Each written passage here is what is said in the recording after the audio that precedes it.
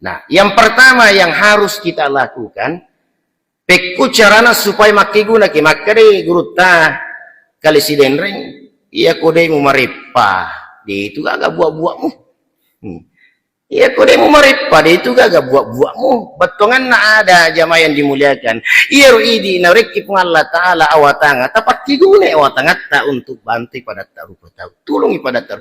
Iya ro angkai idi na reki pun Allah Ta'ala. Adi singang pakigune adi singata na oreki pun Allah Ta'ala warampara ta pakigune warampara ta. Iya. Semua itu ikapesa leta makare ada jadi iya naringa pale puangi.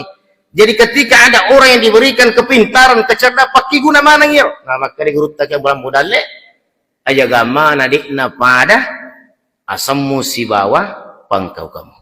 Gitu.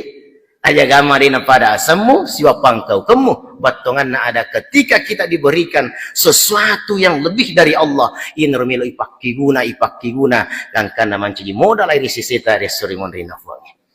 Sini jamaah yang dimuliakan oleh Allah Subhanahu wa Ta'ala.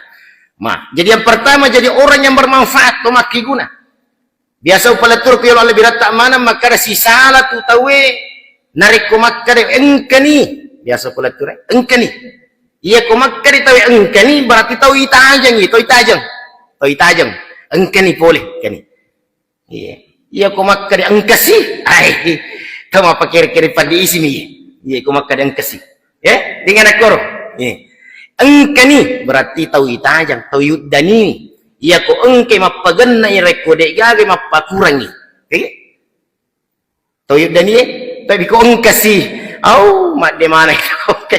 Iya mapakir-kir ni ko ungkay ya ko de igaga sukru mitawi auzubillah ini asam makada tautu tapi mati ni engkamu tapi mati ni engka tu yang asam makada tau mati tapi tu de ni gaga watakalina munrokulino tapi tu mo pitapa tuli tapui de cinta. Maka inilah yang harus kita sadari sini to biku yang dimuliakan, apapun Allah berikan amanahkan kepada kita maka itulah yang kita harus pergunakan. Nah, sahabat melo manangi ipertanggungjawabkan.